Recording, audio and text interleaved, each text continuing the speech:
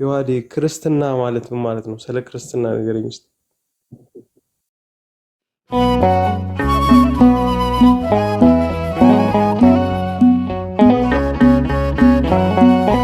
ዮሐዴ ክርስትና ማለት ምን ማለት ነው? ስለ ክርስትና ንገረኝ እስኪ። ኦኬ፣ ይሄ ነው ጥያቄ። ክርስትና ምን ማለት ነው? ክርስትና ማለት እንዴት መጣ? መሰረቱ ምንድን ነው? ኦኬ፣ ክርስትና ማለት ክርስቶስን የሚከተል በክርስቶስ የሚያምን ማለት ነው። መስራቹ ደግሞ ክርስቶስ ራሱ ነው። እሱ ደግሞ ሐዋርያት ሥራ ምዕራፍ 20 ከቁጥር 28 በገዛ ደሙ የመሰረታትን የእግዚአብሔር ቤተ ክርስቲያን ይላል። ክርስቶስ ራሱ ወይም ደግሞ ማቴዎስ ወንጌል ምዕራፍ 16 ከቁጥር 18 ጀምሮ ምን ብሎ ይናገራል? የክርስቶስን አምላክነት ጴጥሮስ ይመሰክርና ኦኬ አንተ ክርስቶስ የሕያው የእግዚአብሔር ልጅ ነህ ብሎ ሲመሰክር ይህ የገለጸልህ የምር ስጋና ደም አይደለም አይደል?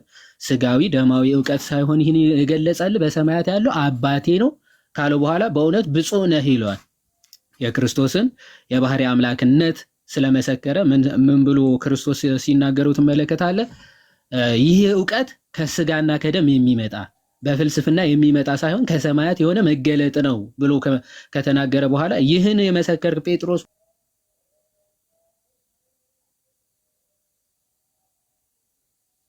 ወይ አንተ ብፁዕ፣ በዚህችም ዓለት ላይ ቤተ ክርስቲያንን እሰራለሁ የገሃነም ደጆችም አይችሏትም ይላል ጌታ።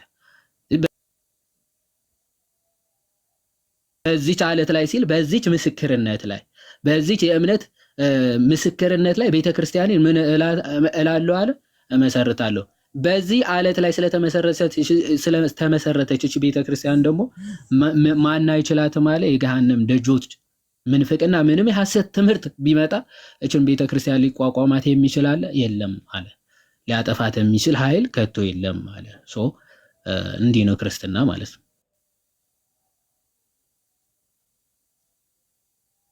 ከሆነ ለምሳሌ እንዴት አሁን እስልምና ሊመጣ ቻለ? እስቲ አስረዳኝ። ኦኬ፣ በጣም ጥሩ ጥያቄ ነው። እስልምና ወይም ደግሞ ሌሎች የሐሰት ትምህርቶች እንዴት ሊመጡ ይችላሉ? ጌታ ራሱ ስለተናገረ። ምክንያቱ ጠላት አለ ወይም ደግሞ የእግዚአብሔርን ክብር እንዲወርሱ የሰው ልጆች የማይፈልግ ጥንተ ጠላት ዲያብሎስ አለ። የሰው ልጆችን ከእግዚአብሔር ጋር እንዳይኖሩ በጎ ምግባር እንዳያደርጉ ወደ ገሃነም ወደ ዘላለም ስቃይ ከእርሱ ጋር እንዲገቡ ይፈልጋቸዋል። ልክ ማቴዎስ ወንጌል ምዕራፍ 25 ለሰይጣንና ለመላእክቱ የተዘጋጀ የዘላለም እሳት አለ እና እዛ ውስጥ እንዲገቡ የሚፈልጋቸው የእሱ አገልጋይ እንዲሆኑ የሚፈልጋቸው ሰዎች አሉ። እሱ እነሱን በማሳት ከእውነተኛው ከክርስቶስ እንዲርቁ ከእውነተኛው እቅፍ ከህይወት ከሆነ ከክርስቶስ እንዲርቁ አድርጎ ማለት አሁን ላነሳው ሀሳብ የዋዲ እስኪመለስ አብረን እንቀጥላለን። ሰዎች ለምሳሌ የተለያዩ አማልክቶችን ያመልካሉ ወይ ደግሞ የተለያየ ሃይማኖት በዚህ ዓለም ላይ የተለያየ ሃይማኖት አለና ሰው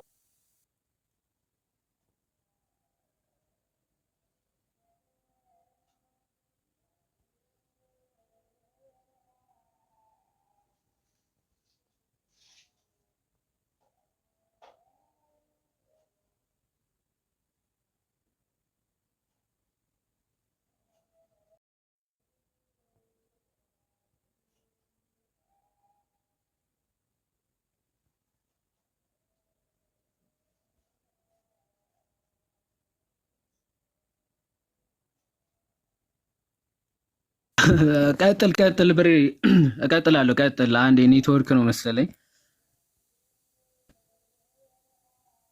ምንድን ነው የጠየቀኝ? ብሬ እስቲ አሁንም ጥያቄ ድገምልኝ። አንድ አምላክ እግዚአብሔር አለ ወይም ደግሞ ክርስቶስ ኢየሱስ የመሰረታት ቤተክርስቲያን አለች። ሰዎችን በቀላሉ ከዚህ ከክርስትናው ድንኳን ወይም ከኦርቶዶክሳዊነት ከእውነተኛው አምላክ ሊለዩ የሚችሉበት መካኒዝም በሃይማኖት ጥላ ነው ወይስ ያለ ሃይማኖት?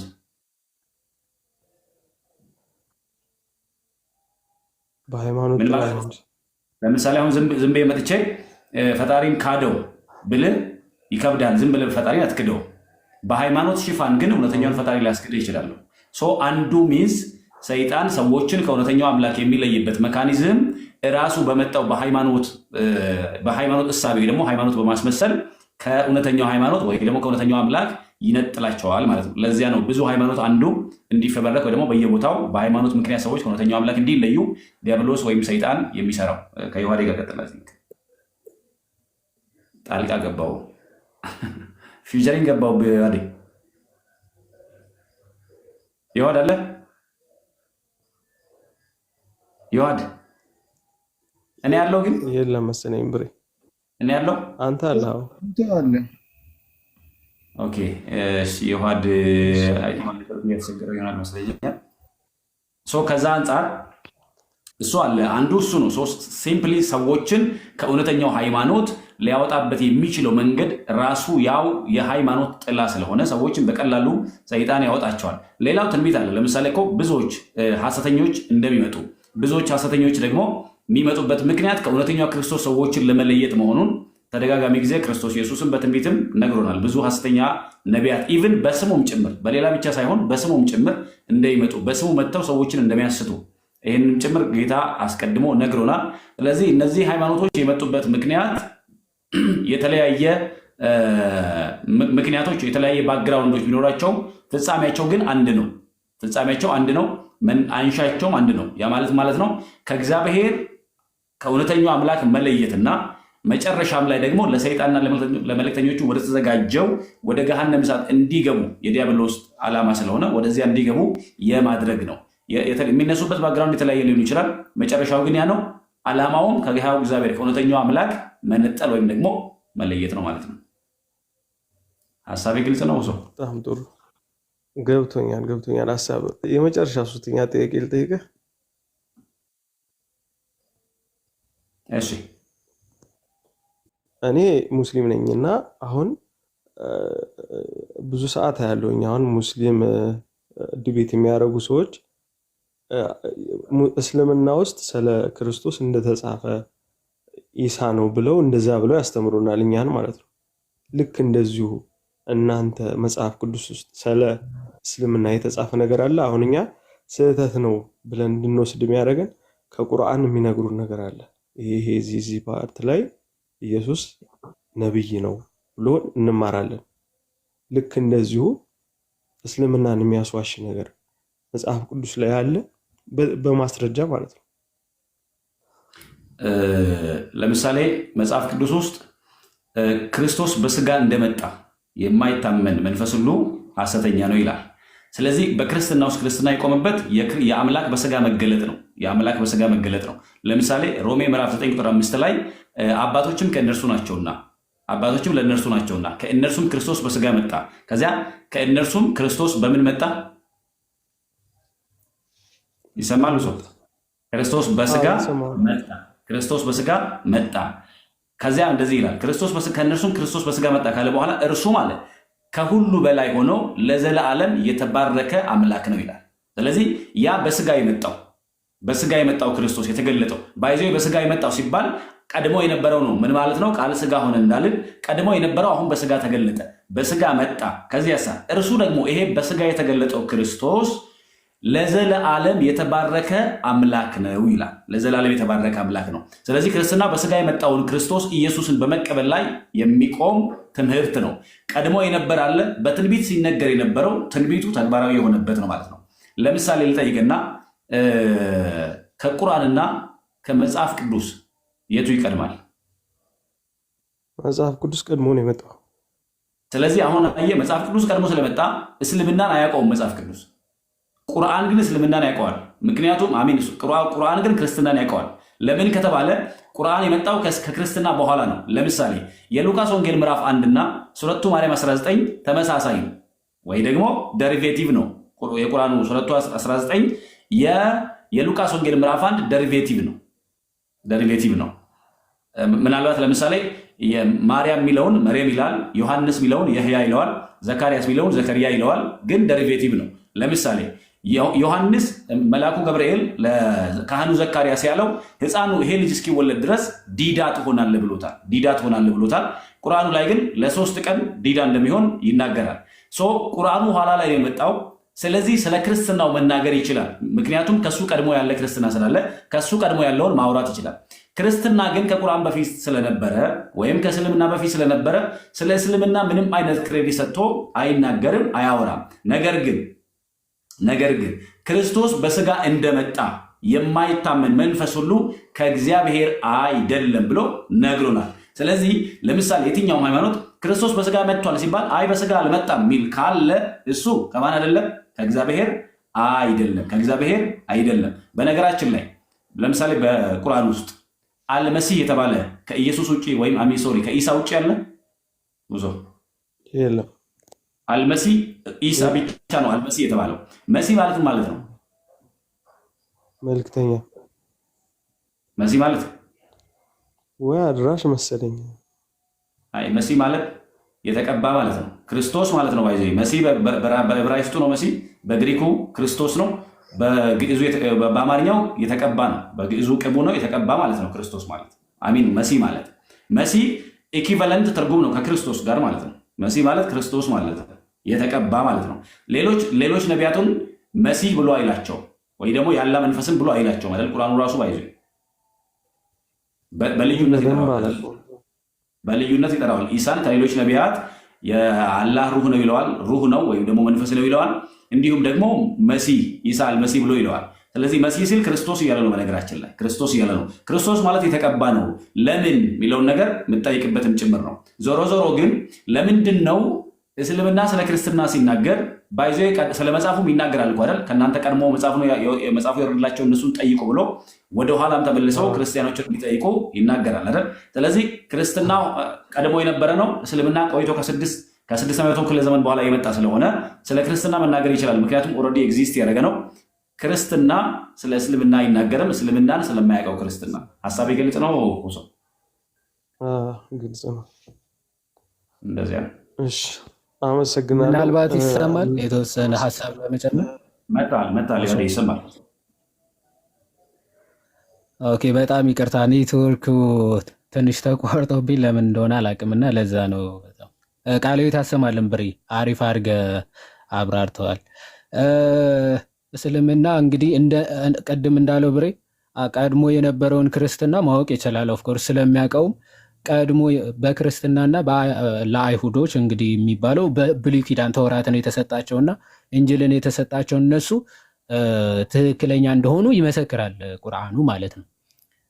ግን መጽሐፍ ቅዱስ ስለ እስልምና አስቀድሞ የተናገራቸው ነገሮች አሉ ወይ ከተባለ ምንድነው ልንል ምንችለው እንደ ክርስቲያን ማለት ነው። ወደ በኋላ ላይ በጣም ብዙ የሐሰት ትምህርቶች እንደሚነሱና ከነዛ ትምህርቶች ደግሞ ልንጠነቀቅ እንደሚገባ መጽሐፍ ቅዱስ አስቀድሞ አስጠንቅቆናል። ለምሳሌ በአንደኛ ዮሐንስ መልእክቱ ቅዱስ ዮሐንስ ምዕራፍ 4 ከቁጥር 1 ሲናገር ምን ይላል? ወዳጆች ሆይ ይላል መንፈስን ሁሉ አትመኑ ይላል። የሆነ መንፈስ ቅዱስ ወይም ደግሞ የሆነ መንፈስ ገልጾልኛል ብሎ የሚነሳ ማንኛውም አካል ሁሉ ዝም ብላችሁ አትመኑት ይልና ነገር ግን መናፍስት ሁሉ ከእግዚአብሔር ሆነው እንደሆነ ምን አለ? መርምሩ ይላል። መንፈስ ራሱ ከእግዚአብሔር ሆኖ እንደሆነ ግን መርምሩ አለ። ብዙዎች ሐሰተኞች ነቢያት ወደ ዓለም ወጥተዋልና ይላል። በጣም ብዙ ሐሰተኞች ነቢያቶች ምን መጥተዋል፣ ይመጣሉ። ስለዚህ መንፈስ ሁሉ ዝም ብላችሁ እንዳትቀበሉ መርምሩ እና ተቀበሉ ይልና ቁጥር 2 እንዲህ ይላል። መንፈስን እንዴት ልትመረምረው እንደሚገባ ሲናገር የእግዚአብሔርን መንፈስ በዚህ ታውቃላችሁና ይላል። እንዴት? ኢየሱስ ክርስቶስ በስጋ እንደመጣ የሚታመን መንፈስ ሁሉ ከእግዚአብሔር ነው ይላል። ስለዚህ ኢየሱስ ክርስቶስ በስጋ እንደመጣ የሚታመን መንፈስ ሁሉ ከምንድን ነው? ከእግዚአብሔር ነው። እስልምና በኋላ ላይ መጥቶ ግን ይህንን መሰረት ክዶታል ማለት ነው። ኦኬ፣ በስጋ የመጣ አምላክ እንደሆነ ይኸው አባቶቻችሁ ቅድም ሮሜ ምዕራፍ 9 ከቁጥር 5 አባቶች ሁሉ ለእነርሱ ናቸውና ከእነርሱ ግን ክርስቶስ በስጋ መጣ፣ እርሱ ከሁሉም በላይ ተለይቶ የተባረከ አምላክ ነው አሜን ነው የሚለው። እሱ በስጋ ከእስራኤላውያን የመጣ ግን ለዘላለም የተባረከ ምንድን ነው? አምላክ ነው የሚለው የታመነ እውነት ነው። ሌላው መሰረት የቀደሙት ነቢያት እንግዲህ በአይሁዶችም በክርስቲያኖች እንግዲህ ነቢያት ተስፋ ያደረጉለት በሐዋርያት የተሰበከው እውነት ደግሞ ፈጽሞ የካደ ስለሆነ ማለት ነው። እንግዲህ ነቢያት ሁሉ ተስፋ ሲያደርጉት የነበረው የመሲሁ መምጣትና ከሞታቸው ነፃ እንዲያወጣቸው ተስፋ መጠባበቅ ነበር አይደል?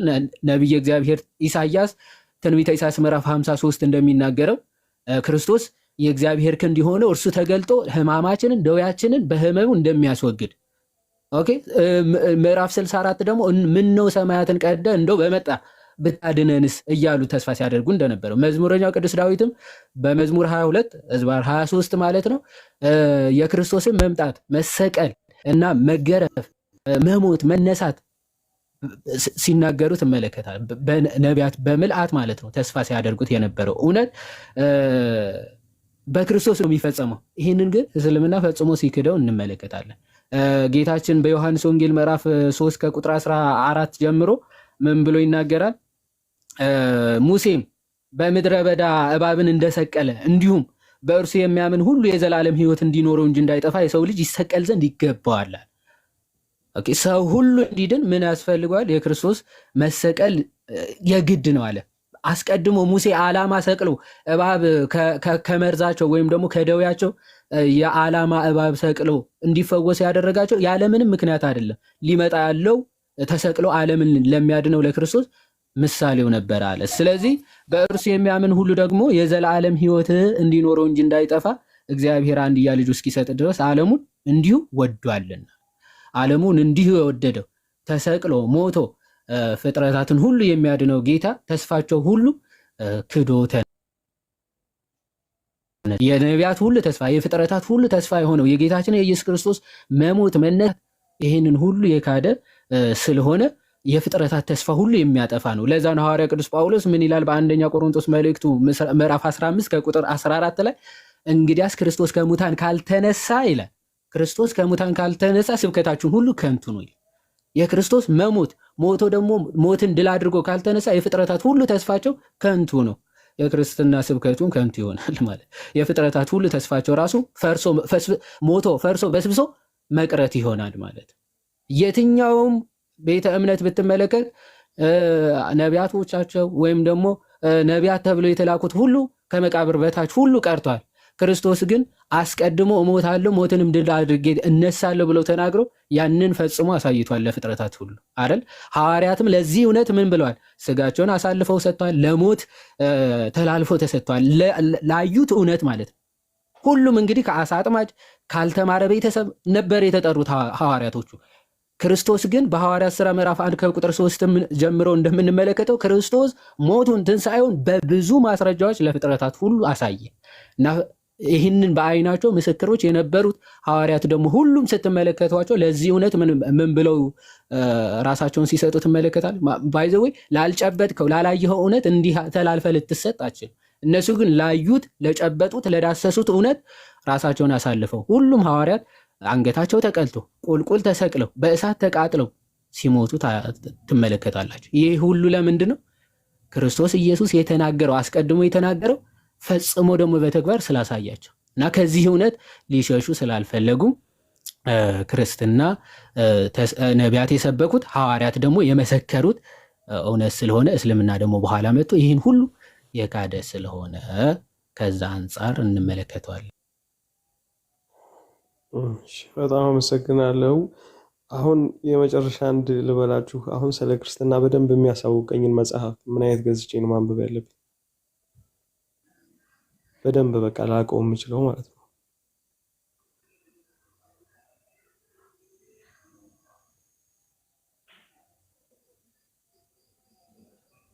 ይሰማል? ኦኬ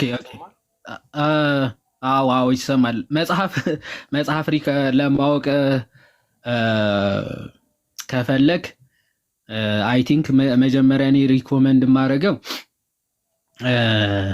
መሰረታዊ የክርስትና ትምህርት ለማወቅ የነገረ ሃይማኖት መግቢያ የሚሉ መጽሐፍቶች አሉ። የነገረ ሃይማኖት ከሀልዎተ እግዚአብሔር ጀምሮ ስለ ክርስትና በደንብ የሚያስረዱ አሉ። አምደ ሃይማኖት የሚልም በአፕሊኬሽንም አይ ቲንክ አለ። በአፕሊኬሽንም በመጽሐፍም አለ። ሞር አፕሊኬሽኑ አሁን አፕዴት የሆነ ስለሆነ ምን አልክ ልደትሻ? ሚዩት ነህ አለ እንትን ልደታ አዲስ አበባ ነው ያለኸው እንዴ ሁሴን? አዲስ አበባ ነው ያለኸው? አዲስ አበባ ኦኬ የት ነው ያለው? ኧረ ራቅ ክፍለ ሀገር ነኝ እንግዲህ። ኦኬ ኢትዮጵያ ውስጥ ነህ። በቃ ለምን ፎሎ አናረግህም? ከዛ ደግሞ መጻሕፍቶቹን እኔ ራሱ ልደትሻም ፎሎ አድርጌያለሁ። እዚህ ያለነው ሁላችንም ፎሎ አድርገንና የምትፈልገው ነገር ሁሉ ሳፖርት ለማድረግ እግዚአብሔር በረዳን መልኩ እንሞክራለን። ወንድማችን ጻፍልን፣ እናወራለን። ምናልባት እኔ አንዲት ነገር ብቻ ልበል ዮሐዴ። ይቻላል። አሁን ባወራነው ጉዳይ ላይ በነገራችን ላይ ክርስትና ያልነበረ ነገር ማለት ከዜሮ ምንም ያልነበረ ነገር እንደ አዲስ አልተጀመረም። በዚህ በነገረ መለኮት ቋንቋ the new testament revealed in the old testament, the old testament revealed in the new testament ወይም ሐዲስ ኪዳን በብሉይ ኪዳን ማህፀን ነበረ፣ ብሉይ ኪዳን ደግሞ በሐዲስ ኪዳን ተገለጠ። ስለዚህ አሁን ብሉይ ኪዳን ላይ ሲነገሩ የነበሩ ትንቢቶች ነበሩ። ለምሳሌ ድንግል ጸንሳለች፣ ወንድ ልጅም ትወልዳለች፣ ስሙም ድንቅ መካር፣ ኃያል አምላክ፣ የዘላለም አምላክ፣ የሰላም አለቃ ተብሎ ይጠራል እየተባለ የተነገረው። ለምሳሌ እንደዚሁ ኢሳይያስ 7:14 ላይ ድንግል ጸንሳለች፣ ወንድ ልጅም ትወልዳለች፣ ስሙ አማኑኤል ይባላል ተብሎ የተነገረው ኢሳይያስ 7:14 ከብዙ ዓመታት በፊት። ከዚያ በሐዲስ ኪዳን ኢየሱስ ሲገለጥ የማቴዎስ ወንጌል ምዕራፍ 1 ቁጥር 23 ላይ በነቢይ እንደተባለ ስሙ አማኑኤል ተብሎ አማኑኤል ተባለ፣ ትርጓሜው እግዚአብሔር ከኛ ጋር ሆነ ማለት ነው ተብሎ ተነገረ። ስለዚህ በብሉይ ኪዳን ሲነገር የነበረው ትንቢት ፍጻሜውን ነው ያገኘው።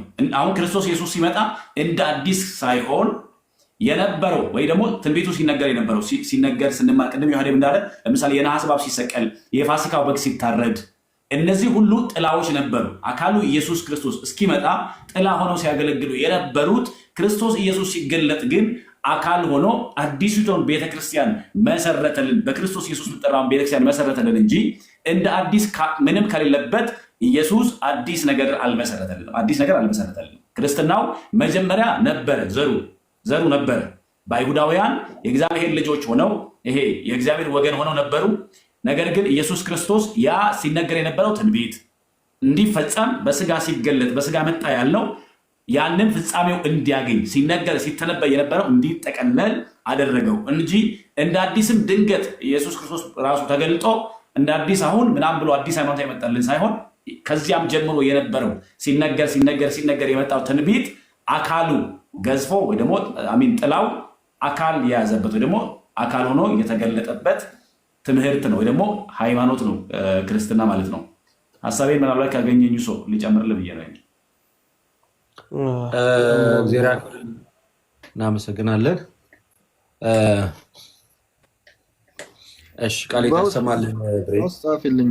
አንድ መጽሐፍ አለ ስለ ስላሴ የሚያስተምር በጣም እሱን ካነበባ በጣም ስለ እግዚአብሔር አንድነት ሶስትነት የተበታተነ ሐሳብ እንዳይሆን እንደኔ አምደ ሃይማኖትን ለጊዜው አምደ ሃይማኖትን ብቻ ቢያነብ ምን ይመስላችኋል? ዮሐዴ በአንዴ ብዙ ነገር እንትን እንዳንል ከመሰረቱ መጀመር ስላለበ አሁን እነ መለወጥ ጽድቅ ምናምን ትንሽ ሊከብደው ስለሚችል ያ አምደ ሃይማኖት ምናምን እነሱ ታገኘዋለህ። አምደ ሃይማኖት ነው። አምደ ሃይማኖት ፎሎ አድርገን እና እዚህ ያለ ነው በውስጥ በቴሌግራም ምናምን እንቀበልህና በውስጥ የሚያስፈልጉን ምናምን እኔ አምደ ሃይማኖት ልደት ልደትን አፑ ደግሞ አሪፍ አድርገውታል። አሁን ቪዲዮ ምናምን አሉ ትምህርቶች ምናምን በቪዲዮ ምናምን ስላለው እሱ ደግሞ አሪፍ ነው። እልክልሃለሁ፣ ፎሎ አድርገኝ። በቃ ፎሎ አድርገው እሱንና መሰረታዊ ትምህርቶችን ከመነሻው እስከ መዳረሻው ድረስ ያሳይሃል። ለጊዜው እሱን ላይ ፎከስ ብታደርግ በጣም አሪፍ። እግዚአብሔር ይርዳ። እግዚአብሔር ፈቃዱ ከሆነ እንግዲህ ይሆናል። እሺ ወንድማችን እናመሰግናለን። መተህ በጣም በትህትና በፍቅር ስላወራህን እግዚአብሔር ያክብርልን። ለፈለገም ለአኬም መልእክቶቹን እናደርሳለን። እሺ ልደት። እሺ መልካም ምሽት ይሆንልሽ። እሺ ለሁላችን ጻፍልኝ በውስጥ እሺ። አሁን እንደወጣ ሀይ በላይ ፎሎ አድርጋለሁ። ዮሐድንም ጻፍለት፣ ለእኔም ጻፍልኝ። እዚህ ጋር ለብርሃኑም ጻፍለት። ጨርሰሃል? ጨርሷል። የሆነ ሚል ምን ምን አልከኝ? ጨርሰሃል? ሰው አዎ ጨርሻለሁ። መልካም እሺ፣ እናመሰግናለን ወንድማችን። ተባረክ። እግዚአብሔር እውቀቱን፣ ጥበቡን፣ ማስተዋሉን ሁሉ ይግለጽልህ። ወደ እግዚአብሔር መንግስት እንድትጨመር ፍላጎታችን ነው፣ ህልማችን ነው። እሺ ሌላ ከእስልምና ቤተ እምነት ሰው ካለ አስቀድመን እንሰጣለን። ከእስልምና ቤተ እምነት እንደዚህ ክርስትና ላይ ጥያቄ አለኝ ብሎ የሚጠይቅ ሙስሊም ካለ ቅድሚያ ለእናንተ እንሰጣለን። እና ደግሞ ሰሞኑን አንዳንድ ቪዲዮዎች ላይ የምመለከታቸው ነገሮች ስላሉ ነው። ልሰልም ነው እርዱኝ፣ ልሰልም ነው ምን ላድርግ የሚል አንድ ዩዘር ኔም ነው 100 ቦታ ነው ማየው። የማርያም ይላል ላዩ ላይ የማርያም ይላል። ልሰልም ነው ልሰልም ነው ልሰልም ነው ልሰልም ነው። መቼ እንደሚሰልም አላውቅም። 11ኛ ቪዲዮ ላይ ያገኘሁት ልሰልም ነው ልሰልም ነው ልሰልም ነው እያለና እኔ ፌክ አካውንትም መሰለኝ የተወሰነ ፎሎወር ነው ያለውና ልሰልም ነው ልሰልም ነው ልሰልም ነው አንጀቴን በላሁ ምናምን የሚለው የባይስ እንትን ከወሩ በፊትንም አይቼ ነበር ኮሜንት ላይ የሆነ ቤት ከወሩ በፊት ነው። አዎ ድራማ በጣም ይበዛል። እንደዚህ አይነት ነገሮች እኔ እንጃ እስከ መቼ ድረስ እንደዚህ እንደሚጫወቱ ፈጣሪ ማቀም ወይ። ሁለት አባቶች ነበሩና ጠቅላይ ቤተ ክህነት ግቢ ውስጥ ነው። አንዴ እቺን ነገር ልንገራችሁ። እስከዛ ወንድማችን ጥያቄውን ያዘጋጅና አንዱ ልጅ ይሄ አእምሮ ትንሽ እንትን አለበት መሰለኝ ይረብሻል። ልጮህ ነው ይላልና አንዱ አባት እንደዚህ አሉት፣ በቃ ጠጋ ብለህ ጮህ አሉት። እና ጠጋ ብለህ ስለምን ማለት በቃ ጠጋ ብለህ ጮህ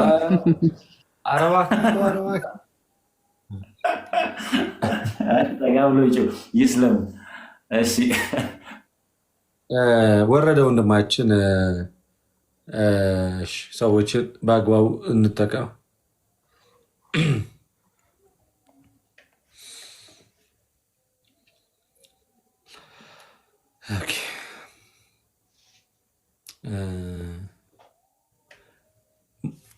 ማንም የጥበብ መጀመሪያ ይቅርታ አስገባችኋለሁ። መጨረሻ ላይ ክርስቲያኖች አንገብጋቢ ጥያቄ ካለባችሁ ለአሁኑ እንዳጋጣሚ ሆኖ ለአንድ ህይወት ሺህ ፈተና ዩዘርኔም ትጠላለህ። ለአንድ ህይወት ሺህ ፈተና ስማ፣ በቅርቡ የሰለመችው እህት ወንድሞቻችን አይተዋል። ከወለተ ኢየሱስ ወደ ኢብራሂም ከወለተ ሐና ነው እንጂ ከወለተ ሐና ወደ ኢብራሂም መጣች። ከወለተ ሐና ነው ወለተ ሐና በጣም ነው እንዲህ የሰለመችው። ጾታውንም ነው የቀየሩለት። እንዲህ ከባድ ነው እንትን ችኮላ ስትል አንዳንዴ እንደዚህ ያጋጥማል።